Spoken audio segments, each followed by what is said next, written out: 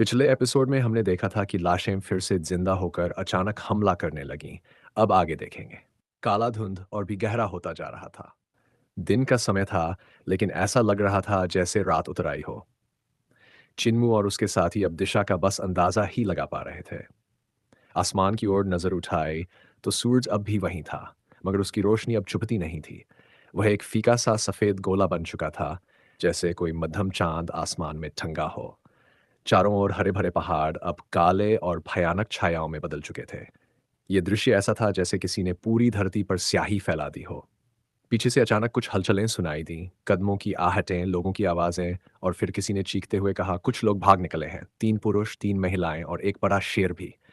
फिर कोई और चिल्लाया, अरे मेरा सिर उठा लो, जल्दी वापस आओ। चिन्मू का दिल जोर से धड़क उठा। उसकी नजरें तुरंत चेन वान्युन पर टिक गई। चेन वान्युन ने बिना कुछ कहे सब समझ लिया। उसकी उड़ती हुई तलवार हवा में घूमी और जमीन में एक लंबी खाई खोद डाली, इतनी कि वह उसमें छिप सके। यह उसका पहली बार था जब वह इस तरह की भयानक मरे हुए जीवित अवस्था देख रहा था।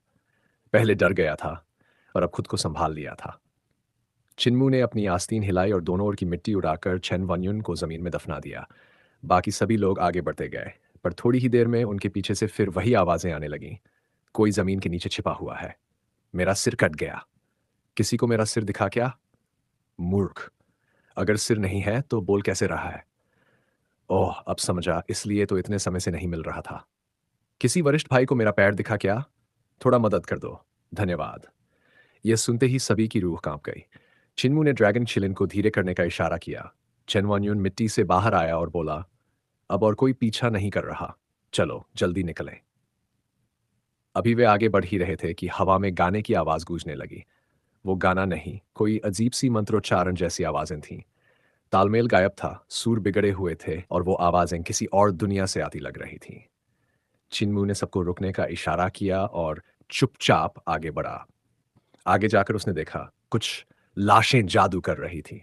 हाँ, सचमुच मरे हुए लोग किसी सोल गाइडिंग स्पेल का प्रयोग कर रहे थे। उनके शरीर फटे हुए, सड़े गले थे, पर वे अभी भी हिल रहे थे। उनकी हरकतें कठपुतलियों जैसी थीं, लेकिन उनमें कुछ जीवत था। ये देखकर चिन्मू के भीतर सवालों की झड़ी लग गई। मरे हुए लोग जादू कैसे कर सकते हैं? उसे तुरंत याद आया नाइन इंस्पेक्टर सेक्ट की कला। एक ऐसी कला जो जीवन और मृत्यु के बीच की सीमा को छूती थी। सोचकर ही रोंगटे खड़े हो गए। अगर यह कला अपनी चरम सीमा पर पहुंचे तो क्या मृत्यु की सीमा टूट सकती है? क्या कोई अमर हो सकता है? लेकिन नहीं। वह जानता था कि नाइन इंस्पेक्टर सेक्ट की कला अमरता तक नहीं पहुंच पाई थी। यह बस एक अस्थायी जीवन देने वाली कला थी, जिसमें आत्मा को थोड़े समय के लिए शरीर में रोके रखा जाता था। जैसे ही सोल गाइड बंद होता, आत्मा फिर नेदरवर्ल्ड की ओर लौट जाती और मृतक दोबारा सदा के लिए मर जाते। इसलिए तो ये लाशें बार बार सोल गाइड कर रही हैं। उसने मन ही मन सोचा, इन्हें जीवित रहने के लिए लगातार ऐसा करना पड़ता है। वो धीरे धीरे पीछे लौटा और बोला, चलो दिशा बदलते हैं, इनसे बचकर निकलना ही बेहतर है। लेकिन कुछ दूर बढ़ते ही एक और समूह दिखाई दिया। वो भी नाइन इंस्पेक्टर सेक्ट के लोग थे, और उनके साथ थे कॉर्प्स इमॉर्टल कल्ट के शिष्य, जो लाशों को जादू से नियंत्रित कर सैनिकों पर हमला कर रहे थे। उड़ते हुए जॉम्बी, पीले ताबीजों पर चलते हुए हवा में तैर रहे थे। उनके चेहरे बिना आंखों के, पर वो सुन सकते थे, सूंघ सकते थे। ये दृश्य भयावह था। चिन्मू ने गंभीरता से कहा, अब डियर माउंटेन की ओर चलो। नाइन इंस्पेक्टर सेक्ट के शिष्य वहीं दफनाए गए थे, शायद वहां अब कोई नहीं होगा। सबके चेहरों पर बेचैनी थी, क्योंकि हर दिशा में दुश्मनों का साया था। नाइन इंस्पेक्टर सेक्ट और कॉर्प्स इमॉर्टल कल्ट हर जगह फैल चुके थे। यह साफ था कि नाइन इंस्पेक्टर सेक्ट ने यह हमला बहुत पहले से योजना बनाकर किया था। उन्होंने पूरे लिजो शहर को एक ही झटके में निगलने की तैयारी की थी। यह सब सिर्फ आत्माएं बुलाने वाला नहीं है, उसने सोचा। किसी शक्तिशाली व्यक्ति ने यह सब रचा है, जो जीत के लिए अपने ही शिष्यों की बलि देने से भी नहीं हिचकता। जब सब डियर माउंटेन पहुंचे तो सचमुच वहां कोई नहीं था। ये देखकर सबने राहत की सांस ली। काला धुंध भी यहाँ कुछ कम था। चेन वन्युन, युनके और बाकी लोग थोड़ा शांत हुए। अगर वे इस पहाड़ को पार कर जाएं तो शायद फिलहाल सुरक्षित रहेंगे। पर तभी पहाड़ के भीतर से एक गूंजती हुई मंत्रोच्चारण की आवाज उठी। वो इतनी भारी थी कि जमीन तक कांपने लगी। सबके चेहरे बदल गए, सभी की नजरें चिन्मू की ओर मुड़ गईं। उसने धीरे से कहा, यह सोल गाइडिंग नहीं है, ये कुछ और है। यो चिंगहोंग और बाकी समझ नहीं पाए, पर चिन्मू ने यह आवाज पहले सुनी थी। वह पहचान गया कि यह किसी और तरह का जादू था। तुम लोग यहीं रुकना, मैं जाकर देखता हूँ। वो दबे पांव आगे बढ़ा, झाड़ियों के बीच से निकलकर आगे पहुंचा। वहां उसने जो देखा, उसने सांस रोक दी। एक विशाल बलि वेदी। उस पर दर्जनों डाओइस्ट पुरुष और महिला दोनों खड़े होकर जादू कर रहे थे। वह वेदी पूरी तरह हड्डियों से बनी हुई थी। उसकी लंबाई और चौड़ाई दोनों लगभग 13 गज थीं। ऊपर खोपड़ियों से समतल सतह बनाई गई थी। चारों कोनों पर सफेद झंडे लगे थे, जिन पर लाल स्याही और खून से बने रहस्यमयी चिन्ह रून्स बने हुए थे। और वेदी के बीच में एक 8 भुजाओं वाला डेविल गॉड की मूर्ति बैठी थी। 4 चेहरे, 12 आंखें और एक विकृत मुस्कान उसके होंठों पर जमी थी। वह एक पैर पर बैठा था, दूसरा पैर पहले के पीछे लिपटा हुआ। डाओइस्ट मंत्र पढ़ते हुए अपने ताबीज हवा में घुमा रहे थे। हर ताबीज पर रून्स थे, और जैसे जैसे मंत्र गूंजता वो रून्स जलने लगते। उनकी लाल रोशनी डेविल गॉड की मूर्ति पर गिर रही थी, और अब उसकी आंखें भी चमकने लगी थी। अब तक आधे से ज्यादा रून्स जल चुके थे। Ghost transferring God dispatching रून्स command. ये सुनते ही छिनमू का दिल सिहर उठा। ये तो ग्रेट माउंटेन सेक की कला है। क्या ये वही हैं जिन्हें कभी इंपीरियल प्रिसेप्टर ने नष्ट कर दिया था? उसे सब समझ आ गया। ये डाओइस्ट्स वे बचे हुए लोग थे जो अब बदला लेने के लिए नाइन इंस्पेक्टर सेक्ट और कॉर्प्स इमॉर्टल कल्ट के साथ मिल गए थे। उसने समय का अंदाजा लगाया। यह सब तब हो रहा था जब इंपीरियल कॉलेज के स्कॉलर्स लिजो पहुंचे थे, यानी किसी ने जानबूझकर समय चुना था। यह सब कोई अंदरूनी गद्दार ही कर सकता था। उसने सोचा, सिर्फ सम्राट और कुछ उच्च अधिकारी ही ये जानते थे, मतलब उनमें से कोई गद्दार है। वह ये देखने को उत्सुक था कि वे डेविल गॉड को कैसे बुलाते हैं, पर अब देर हो चुकी थी। वह तुरंत वापस लौटा और बोला, 13 दिव्य कला साधक हैं। अगर वे डेविल गॉड को बुलाने में सफल हुए तो पूरा लिजो नष्ट हो जाएगा। हमें भी उन्हें रोकना होगा। युनके और योचिंग होंग चौंक गए। 13 दिव्य साधक? उन्हें कैसे हराएंगे? चिन्मू बोला, अगर उन्हें नहीं रोका तो हम सब मर जाएंगे। सी युनशियांग ने शांत स्वर में कहा, मेरे गुरुओं ने कहा था कि ग्रेट माउंटेन सेक की शक्ति आत्मा पर आधारित थी, न कि युद्ध कला पर। जब उन्हें नष्ट किया गया तो तलवार साधकों की सेना भेजी गई थी। उनके बचे हुए लोग शायद उतने मजबूत नहीं होंगे। छिनमू ने सिर हिलाया। हम तलवार नहीं, युद्ध तकनीक का प्रयोग करेंगे। पास जाकर वार करेंगे, उन्हें सोचने का मौका भी नहीं देंगे। चेन वान्युन मुस्कुराया। अगर तुम आगे बढ़ोगे तो मैं पीछे नहीं रहूंगा। यो चिंगहोंग बोली, इतना खतरनाक मौका छोड़ूं? मैं भी साथ हूं। युनखु ने गहरी सांस ली। अगर मैं नरक में नहीं जाऊंगा तो कौन जाएगा? चिन्मू बोला, मैं सबसे पहले ऑल्टर पर पहुंचूंगा। तुम सब पीछे से आकर पास जाकर हमला करना। तेजी से खत्म करो, एक पल की भी देरी नहीं होनी चाहिए। सबने सिर हिलाया। हुलिंग और ड्रैगन चिलिंग को लेकर दूसरी दिशा में गई ताकि ध्यान बोट सके। कुछ देर बाद यो चिंगहोंग बोली, सब तैयार हैं। चिन्मू ने हल्का सा सिर झुकाकर इशारा किया। हुलिंगर झाड़ियों से कूदकर निकली और ड्रैगन चिलिन ने जोरदार दहाड़ लगाई। डाओइस्ट्स चौंक उठे। एक बोला, अरे ये शेर शिकार कर रहा है। पर उसने वाक्य पूरा भी नहीं किया था कि एक चमकती हुई चाकू की लकीर हवा में चमकी, और अगले ही पल उसका सिर जमीन पर लुढ़क गया। Battle technique, every cloud has a silver lining. इस बलिदान की वेदी पर, जो बहुत बड़ी नहीं थी, एक वर्टिकल और एक हॉरिजॉन्टल नाइफ लाइट चमकी। हॉरिजॉन्टल नाइफ लाइट ने उस डाओइस्ट का सिर काट दिया, जबकि वर्टिकल नाइफ लाइट ने दूसरी फीमेल डाओइस्ट के सिर से नीचे की ओर वार किया। वह फीमेल डाओइस्ट सिक्स डायरेक्शंस realm की डिवाइन आर्ट्स प्रैक्टिशनर थी, और भले ही उसने कभी बैटल टेक्निक्स नहीं सीखी थी, उसके माथे के चारों ओर एक सुनहरी चेन लटक रही थी। उस रत्न से प्रकाश फूटा और उसने छिन्मू के इस वार को रोक दिया। छिन्मू ने अपनी तलवार घसीटी और उस फीमेल डाओइस्ट के माथे से खून बह निकला। उसका वाइटल ची तुरंत फूट पड़ा, और उसके दूसरे हाथ में जो हॉर्सटेल विस्क था, वह ऐसे खिल उठा जैसे कोई फूल हजारों पंखुड़ियों के साथ खिल गया हो। उस हॉर्सटेल विस्क की हजारों पतली डोरियां छिन्मू की ओर वार करने लगीं। जैसे ही उसने हमला किया, उसने देखा कि उसके सामने असंख्य स्वॉर्ड लाइट चमक रहे थे। चिन्मू ने अपने कदमों से दिशा बदली। वह उस हॉर्सटेल विस्क के वार से बच गया और उस फीमेल डाओइस्ट की लाश के पीछे पहुंच गया, जो अभी जमीन पर गिरी भी नहीं थी। उसके पीछे एक और डाओइस्ट खड़ा था। वह डाओइस्ट होश में आ चुका था और उसकी कमर पर टंगे थैले से पीले रंग के जॉस पेपर्स उड़ने लगे। लेकिन उसी पल छिन्मू ने अपनी तलवारें फेंक दी और अपनी उंगलियों को साथ जोड़कर वार किया। उसकी उंगलियों के सिरे पर उसका वाइटल ची इकट्ठा हुआ और बेहद तेज स्वॉर्ड लाइट में बदल गया, जो सीधे उस डाओइस्ट के माथे के बीचों बीच घुस गया। चिन्मू के पीछे एक ड्रैगन और एक एलिफेंट आसमान में उभर आए। वह ड्रैगन युनक्वे के चारों ओर लिपटा, जो हाथी पर पैर रखकर एक फीमेल डाओइस्ट पर टूट पड़ा। एक तेज धमाके की आवाज़ आई जब उसने उस फीमेल डाओइस्ट को डेविल गॉड की मूर्ति से टकरा दिया। वह फीमेल डाओइस्ट मुंह से खून उगलने लगी, उसका वाइटल ची फूटा और उसने युनक्वे को परावर्तित कर दूर फेंक दिया। वह युनक्वी को मारने ही वाली थी कि अचानक एक स्वॉर्ड लाइट चमकी, जिसने उसकी गर्दन को छूते हुए एक हल्की क्लिंग की आवाज़ दी। उस फीमेल डाओइस्ट का वाइटल ची इतना प्रबल था कि उसने उस तलवार को रोक लिया, लेकिन अगले ही पल चेन वानयुन उसके पास आ पहुंचा और तलवार के हिल को पकड़कर पूरी ताकत से उसे मूर्ति पर धकेल दिया। फिर उसने पूरी ताकत से तलवार खींची और चारों ओर खून का प्रकाश फूट पड़ा। वोल्फ स्लेव का शरीर चमका और वह डेविल गॉड की मूर्ति के सिर पर जा पहुंचा। उसकी दो डेविल नाइफ्स अचानक प्रकट हुई और उसने नीचे की ओर वार किया। उधर युंगहोंग वुल्फ स्लेव के कंधों पर खड़ी थी।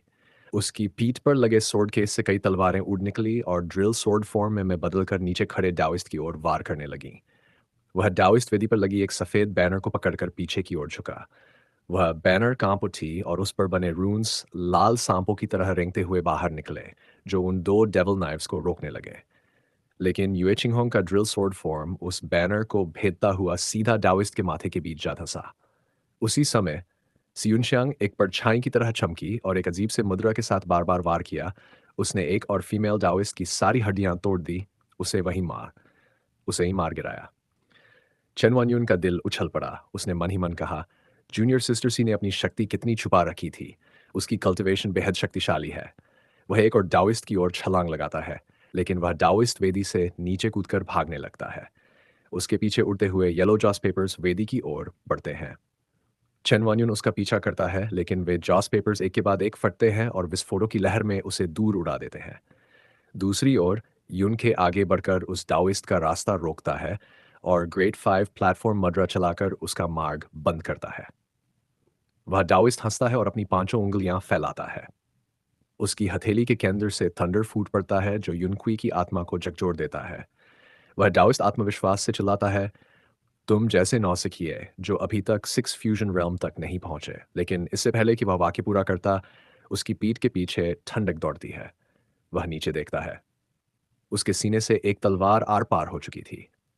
उसे जरा भी एहसास नहीं हुआ कि पीछे खड़ा व्यक्ति कब उसके पास पहुंच गया था। चिन्मू ने तलवार बाहर निकाली। वह डाओइस्ट बस इतना बोल पाया, ग्रेट बॉडी टेक्निक, और वहीं गिरकर मर गया। चिन्मू ने तलवार म्यान में रखी। वेदी पर अब भी युए चिंगहोंग, वुल्फ स्लेव और सियुन शैंग बाकी डाओइस्ट्स को मार रहे थे। चारों ओर घूमते हुए उन्होंने देखा कि डेविल गॉड की मूर्ति के चारों ओर लाशें बिखरी पड़ी हैं। कुछ डाओइस्ट्स की लाशें मूर्ति से टंगी हुई थीं, कुछ सफ़ेद बैनर में उलझी थीं और कुछ की देहें चूर-चूर हो चुकी थीं। कई के सिर किसी भारी हथौड़े से कुचल दिए गए थे। हर किसी की मौत अलग-अलग तरीके से हुई थी। तीनों दंग रह गए। सियुनशंग ने गंभीर चेहरे से लाशों की जांच की। ये सभी छिनमू के एक ही वार में मारे गए थे। उन्हें अपने डिवाइन आर्ट्स तक चलाने का मौका तक नहीं मिला। उसने मन ही मन सोचा, ये सब लगभग एक ही वार में मारे गए हैं, और उसने छिनमू की ओर देखा। 13 डिवाइन आर्ट्स प्रैक्टिशनर्स, भले ही उनकी बैटल टेक्निक्स बहुत शक्तिशाली नहीं थीं, लेकिन आखिर वे डिवाइन आर्ट्स प्रैक्टिशनर्स थे। लोग कहते हैं कि बैटल टेक्निक वाले अगर स्पेल स्कूल वालों के करीब पहुंच जाए तो वही जीते हैं, पर वो सिर्फ बातें हैं। अगर रियल में फ़र्क हो तो बैटल टेक्निक्स हमेशा डिवाइन आर्ट्स को नहीं तोड़ सकती। भले ही चिन्मू ने उन्हें अचानक पकड़ा, लेकिन उसकी शक्ति बहुत ज़्यादा थी। उसकी गति असंभव रूप से तेज थी। चिन्मू ने अपनी जूनियर प्रोटेक्टर स्वॉर्ड हिलाकर तलवार पर लगे खून को झटका और बोला, मैदान साफ करो और तुरंत इस डेविल गॉड की मूर्ति को नष्ट कर दो। जैसे ही उसने ये कहा, पास से एक जोरदार धमाका गूंजा। काले धुंध के बीच से लाल ब्लड लाइट चमकी, जिसने पूरे अंधेरे को खून जैसा लाल बना दिया। वह ब्लड लाइट 300 गज तक ऊंची थी और पहाड़ी दर्रे से भी साफ दिख रही थी। एक भयावह शक्ति किसी दूसरी दुनिया से फूट रही थी और उस जगह पर प्रहार कर रही थी जहां से ब्लड लाइट निकली थी। फिर आसमान में बिजली कड़कने लगी। वह बिजली उस शक्ति से बने दबाव के कारण फूटी थी। जब शक्ति बहुत प्रबल होती है तो वह स्थान स्पेस को दबा देती है, जिससे बिजली फूट पड़ती है। सब लोग स्तब्ध रह गए जब उन्होंने देखा एक विशाल शरीर धीरे धीरे खड़ा हो रहा था। वह एक डेविल गॉड था, जिसके सिर पर सींग थे और उसके 4 हाथ और 4 पैर थे। भले ही वह एक मूर्ति थी, लेकिन उसके शरीर से आग की लपटें उठ रही थीं, जैसे सच में कोई शैतान इस दुनिया में उतर आया हो। वह डेविल गॉड डियर माउंटेन से भी ऊंचा था। उसके शरीर से धुआं आग और बिजली मिलकर उठ रही थी और उसके सिर के ऊपर ब्लड लाइट चमक रही थी। चिन्मू के शरीर में ठंड दौड़ गई। दूसरी जगह पर ग्रेट माउंटेन सेक्ट ने एक और डेविल को बुला लिया है। उस डेविल गॉड की आंखें बिजली जैसी चमक रही थीं। जहां भी उसकी नजर जाती, वहां के पेड़ और पत्थर राख में बदल जाते। चिन्मू ने गहरी सांस ली और धीमे स्वर में बोला, स्ट्रिप। सभी लोग चौंक गए और मंक्यून को बड़बड़ाया, फिर से कपड़े उतारने पड़ेंगे। सियुनशियांग तुरंत समझ गई। उसने जमीन पर पड़ी लाशों के कपड़े उतारने शुरू किए। बाकी सभी ने भी चिन्मू का मतलब समझकर ग्रेट माउंटेन सेक्ट के प्रैक्टिशनर्स के कपड़े पहन लिए। चिन्मू ने भी उनके कपड़े पहने और धीमी आवाज में कहा, उन सफेद बैनर्स को उखाड़ो और टैलिस्मैन ट्रेजर्स को बैकअप के तौर पर रखो। चेनवान्युन और बाकी ने वैसा ही किया। तभी उन्होंने देखा, वह डेविल गॉड नदी की ओर बढ़ रहा था, जिसकी वजह से सर्जिंग रिवर की लहरें आसमान तक उठने लगीं। सभी के चेहरे सफेद पड़ गए। ड्रैगन चिलिन भी दौड़ता हुआ आया। चिन्मू जल्दी से बोला, हमें तुरंत यहां से निकलना होगा। ये जगह अब हमारे लिए नहीं रही। हम सब सिर्फ 5 एलिमेंट्स realm के स्कॉलर्स हैं। तुम लोगों के पास जो भी पहचान पत्र या पास है, सब मुझे दो। यूनके ने अपना पास और किताब जैसी बुक टैबलेट निकाली और कहा, क्या सच में हम दक्षिण की सीमा की ओर मौत के मुंह में जा रहे हैं? चिन्मू ने सबके पास अपने टाउटी सैक में रखे और कहा, हम दक्षिण की ओर से घूमकर निकलेंगे। जब तक हम इस युद्ध क्षेत्र को पार करके नदी पार नहीं कर लेते, तब तक हमें सावधान रहना होगा। उत्तर पार पहुंच गए तो सुरक्षित रहेंगे। वह एक गहरी सांस लेता है और आदेश देने ही वाला होता है कि उसकी नज़र धूरी पड़ी डेविल गॉड स्कल्पचर पर पड़ती है। वह हिचकिचाता है, फिर उस मूर्ति को उठाकर ड्रैगन चिलिन की पीठ पर बांध देता है। चलो दक्षिण की ओर। सभी भारी मन से उसके पीछे चल पड़ते हैं। 3-4 मील चलने के बाद वे आखिरकार उस ब्लैक फॉग के क्षेत्र से बाहर निकलते हैं। चिन्मू पीछे मुड़कर देखता है। वह काला धुआं जैसे किसी विशाल काले कड़ाही की तरह दोनों किनारों को ढक रहा था। बीच में एक विशाल द्वार था, जो जीवन और मृत्यु की सीमाओं को जोड़ रहा था। चिन्मू मन में सोचता है, पता नहीं लिजो में कितने लोग जिंदा बचेंगे। अचानक वह रुकता है। सेना आ रही है। युन खुश होकर बोलता है, सेना? हमारी इटर्नल पीस की सेना? चिन्मू सिर हिलाता है, नहीं, ये रेबल आर्मी है। सभी आगे देखते हैं। दर्जनों जहाज हवा में उड़ते हुए उनकी ओर आ रहे थे। उन पर झंडे लहरा रहे थे और हर जहाज के चारों ओर अजीब जीव उड़ रहे थे, अलग अलग आकार और प्रकार के। जमीन पर सैनिकों की पंक्तियां थीं, जिनमें मार्शल आर्ट्स प्रैक्टिशनर्स और डिवाइन आर्ट्स प्रैक्टिशनर्स दोनों थे। कुछ विशाल दैत्यनुमा जानवरों की पीठ पर गोल पत्थरों के पहाड़ बंधे थे। हर कदम पर जमीन कांप उठती थी। चिन्मू और उसके साथी एक और हट गए और उस विशाल सेना को गुजरने दिया। एक जहाज पर खड़े जनरल की नज़र बिजली जैसी थी।